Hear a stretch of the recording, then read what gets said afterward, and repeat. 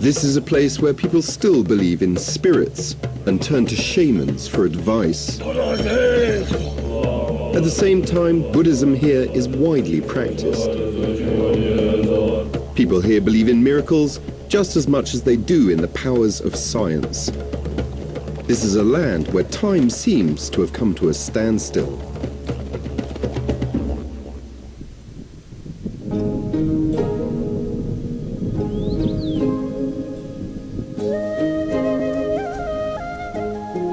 "26,000 square kilometers of mountains, rivers and virgin forests.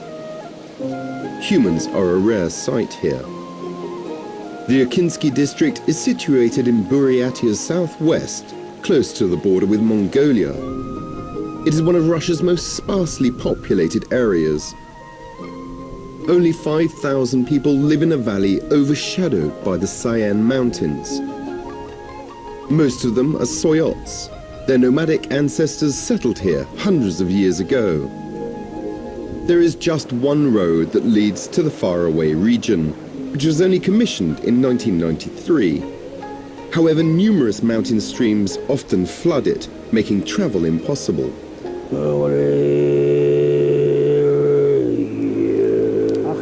Before setting out on a journey, locals turn to shamans for help.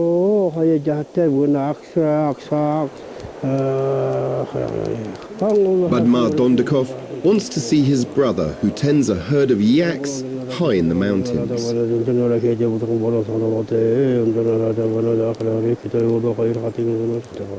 He believes a shamanic ritual will ward off any dangers during the long trip.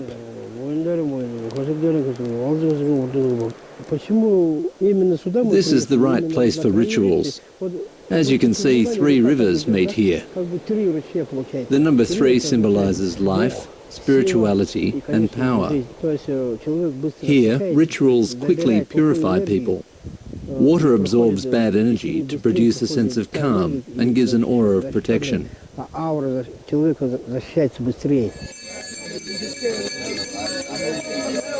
At the other end of Buryatia, a short distance from the republic's capital, Ulan-Ude, several men are about to be ordained as shamans. The ritual will last 3 days. The would-be shamans will be almost entirely deprived of sleep and food. They will go into a state of trance to appeal to the spirits of their ancestors. We're nomadic people, and therefore the initiations used to be held where the community happened to be at the time. But today there's a process of globalization going on. We've set up a religious organization of shamans. This is where the initiations are performed now. Boris is an entrepreneur. He will be among the initiated. It will be the most important day of his life. Boris knows there have been several outstanding shamans among his ancestors, so he has no other choice but to become one himself. After the ritual, he will be a healer, an advisor, and a teacher for many. Only people who have suffered from disease can be shamans. It's called shaman sickness. Each clan is supposed to have a line of shamanic succession. The ability to talk with the spirits is handed down from generation to generation. The initiation ceremony went off without a hitch. The spirits have allowed Boris to attend the Surbakhan festival of shamans. On the way to the festival, the novice shaman explains what his ancestors' religion means to the people. The Buryats always trusted their ancestors. Each clan had a patron saint in the person of a shaman. The Buryats worship only their ancestors. Here we pray for Buryats and everyone else living here, not just for ourselves. In our prayers we ask for good fortune and wealth. The Surbakhan festival is held on the Five Fingers Plateau.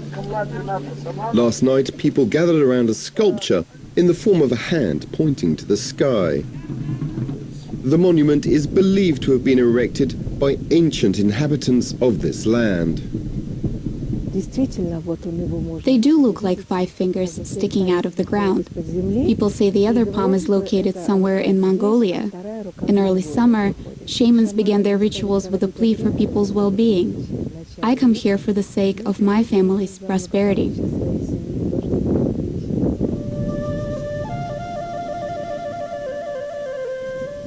At Ivolginsky Datsan, Buryatia's major Buddhist monastery, monks rise early in the morning.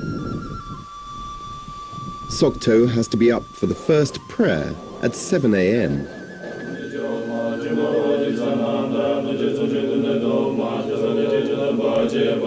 The monks lead a reclusive life and barely venture outside. The monastery's 170 inhabitants follow a very strict daily routine. Only lunch and prayers interrupt the activities at the Buddhist monastery. There is a Buddhist university in the Datsan. Nearly 200 monks attend it. Monastic life is very simple. There are several monks to a room. Students from the university live in this small building.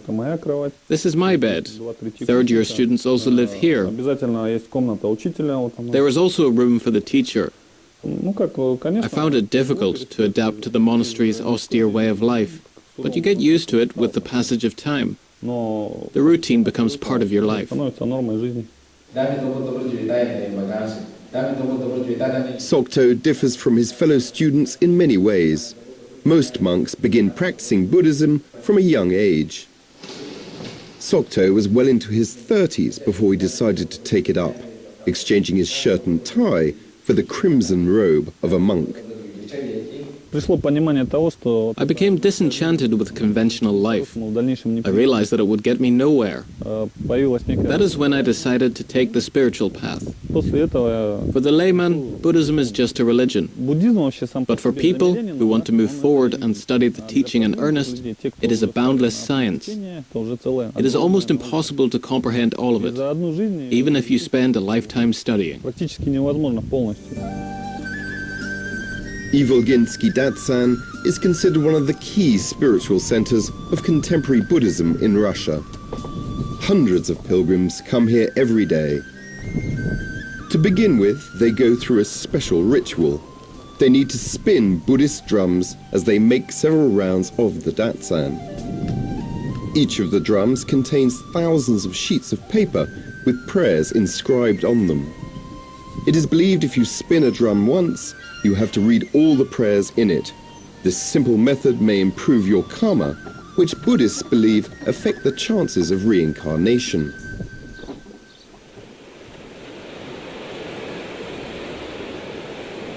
Baikal, the world's deepest lake.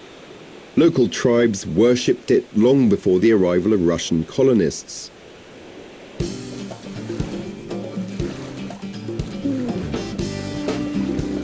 Yevgeny Klepikov is in the tourist trade, a popular business here. He has explored every nook on the shores of the Great Lake. Baghuzin Bay is one of the most beautiful spots around Baikal. It is famous for its sandy beaches and a spectacular view of the St. Nose Peninsula.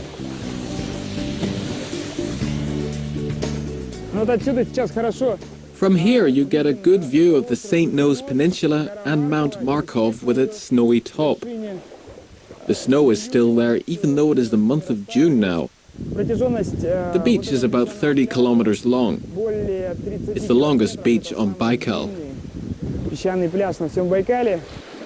This time, Yevgeny has organized a bike tour. He will take a group of young tourists to the most sacred and mystical sites in the vicinity of Baikal. The starting point is near the St. Nose Peninsula. This land is covered in tall mountains and thick forests. In the old days, Buryats revered it as one of their most sacred sites. Rituals were performed on the peninsula, and the most respected shamans were buried here. This place is charged with enormous energy. It gives people strength throughout the journey. Such excursions are becoming increasingly popular. Tourists like to choose routes that pass through the so-called places of spiritual energy. Many of them can be found in Buryatia. Another point of interest is in the valley of Baghuzin River. The area is often called the Suvinsky Stone Castle because of its resemblance to the Gothic architecture of medieval Europe. One theory suggests that the mountains were the last outpost of the Burger Mongols, who inhabited the valley in ancient times. Legend has it that they are home to spirits of the wind. This is a wind-swept place. Locals used to think that the eagles flying over the valley were in fact the souls of shamans.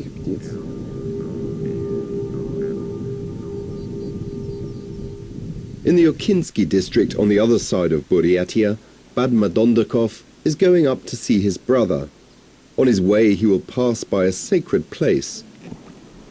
Whenever Badma passes by, he stops and bows to it before pleading to his ancestors to grant him good luck during his long journey.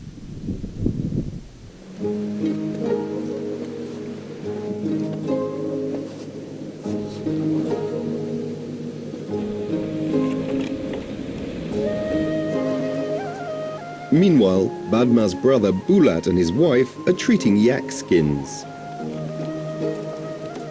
Soyots use them to make clothing, footwear and harnesses. This technique is thousands of years old. Locals still prefer homemade things.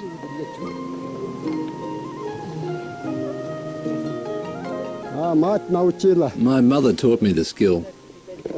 That's how my parents always did it. Homemade things are of better quality. As soon as they stretch the skin and suspend it from stakes, they make a small fire to smoke it thoroughly. They put fir cones and juniper into the fire. This gives yak skin the necessary firmness and color. For the skin to get a good coloring, it is smoked for 30 minutes. Then it is turned over and smoked from the other side.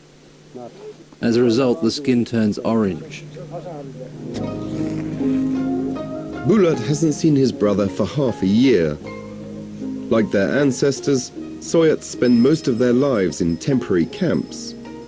In winter, they go downhill to be closer to the rivers.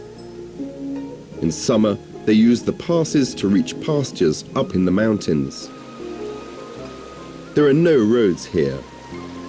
To get here, his elder brother will have to cross several fast-flowing mountain streams. Bulat asks local spirits for help and offers them a sacrifice in the form of several drops of fresh milk.